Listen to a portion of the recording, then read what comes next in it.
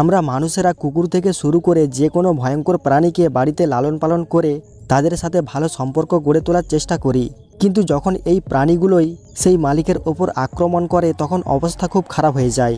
যেমন 2012 সালে দক্ষিণ আফ্রিকার একটি শহরে একটি শিম্পাঞ্জি তার মালিকের ওপর আক্রমণ করে বসে। এটা কোনো সাধারণ আক্রমণ ছিল না। আক্রমণের ফলে সেই মালিকের মুখটাই একেবারে নষ্ট হয়ে যায়, তার সাথে তার হাতটাকেও কেটে ফেলতে হয়েছিল। তো বন্ধুরা, আজকের এই ভিডিওটির মাধ্যমে এমনই কয়েকটি ভয়ঙ্কর প্রাণীর সম্পর্কে কথা বলবো যারা কিনা তার মালিকের ওপর আক্রমণ করেছে।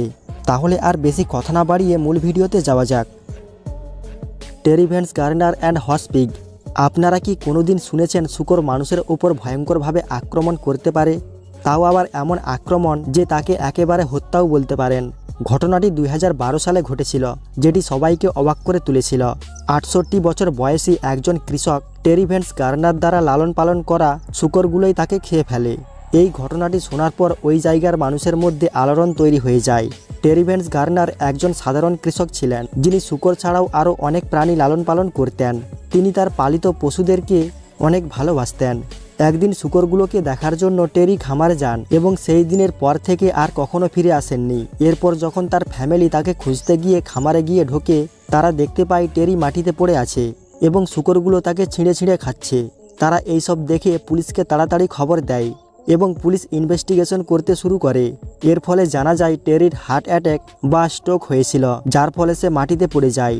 পুলিশেরা মনে করে যখন টেরি শূকরগুলোকে দেখতে খামারে গিয়েছিল তখন কোনো একটি শূকর হয়তো তাকে খুব জোরে ধাক্কা দিয়েছিল, যার ফলে তিনি মাটিতে পড়ে যান এবং তার স্ট্রোক হয়ে যায় এবং মাটিতে পড়ে যাওয়ার ফলে অন্য সকল শূকরেরা তার ওপর আক্রমণ করেছিল। সেন্ড্রা পাইভেসন অ্যান্ড হার ওলফ ডগ। নেগড়ে এবং কুকুর কতটা ভয়ঙ্কর প্রাণী আপনারা সকলেই জানেন, আর সেটা যদি হয় নেগড়ে কুকুর, সেটা তো আরও ভয়ঙ্কর হবে। 2006 সালে পেনসিলভেনিয়ার স্যান্ড্রা পাইভেসন নামে এক মহিলা তার ঘরে অনেকগুলো নেগড়ে কুকুর লালন পালন করত।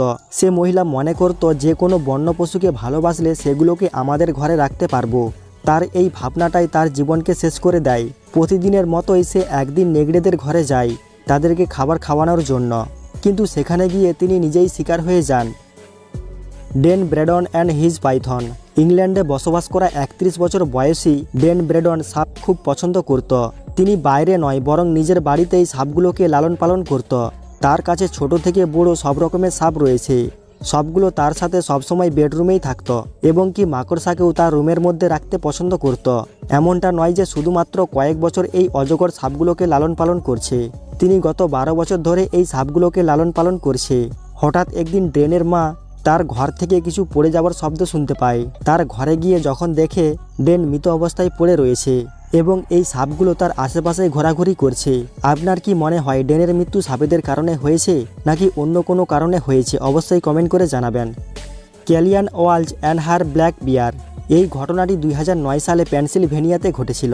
কেলি ছোটবেলা থেকেই তার ঘরে একটি কালো ভাল্লুক লালন পালন করত। সে তাকে পুরো সন্তানের মতোই যত্ন করত। শুধু কালো ভাল্লুক নয়, তার কাছে আরও বিদেশি প্রাণীও ছিল। সে মনে করত ছোটবেলা থেকে কোনো প্রাণীকে লালন পালন করলে আপনার জন্য তার কাছে আবেগ তৈরি হবে, আর সেটা যত বড় প্রাণী হোক না কেন, মানুষ এবং প্রাণীর মধ্যে বন্ধন খুব শক্তিশালী হয়ে উঠবে। তার এই কথা 2009 সালে একটি ঘটনার পর সম্পূর্ণ ভুল প্রমাণিত হয়। একদিন যখন কেলি তার ভাল্লুককে পরিষ্কার পরিচ্ছন্ন করছিল, হঠাৎ ভাল্লুকটি তার ওপর আক্রমণ করে বসে। প্রতিবেশীরা যখন দেখতে পায় তখন তারা ছুটে গিয়ে ভাল্লুকটিকে তাড়ানোর চেষ্টা করে, কিন্তু তার আগে ভাল্লুকটি কেলিকে মেরে ফেলেছিল। পরে প্রতিবেশীরা এই ভাল্লুকটিকেও মেরে ফেলে। অ্যালসিমন অ্যান্ড হিজ পেট বুল। অ্যালসিমন নামে এক ব্যক্তি, তিনি ছোট থেকেই ষাঁড়কে লালন পালন করতে খুব ভালোবাসত এবং অনেকগুলো ষাঁড় গরু তিনি ছোটবেলা থেকেই লালন পালন করত। তিনি মনে করতেন একাই তিনি ষাঁড়গুলোকে নিয়ন্ত্রণ করতে পারবে, কিন্তু তার এই ধারণা একেবারেই ভুল ছিল। তিনি প্রতিদিনের মতো একদিন যখন ষাঁড়গুলোকে খাবার দিতে আসে তখন একটি লম্বা শিংওয়ালা ষাঁড় তার দিকে ছুটে আসে এবং সিমনকে আক্রমণ করে। সিমন ষাঁড়ের শক্তিতে পেরে উঠছিল না। ষাঁড়ের আঘাতে তিনি মারা যান। কোনো প্রাণীকে যতই ছোটবেলা থেকে লালন পালন করুক না কেন, সে বড় হয়ে আক্রমণাত্মক হবেই, এটা স্বাভাবিক। তো বন্ধুরা, কেমন লাগলো আজকের এই ভিডিওটি?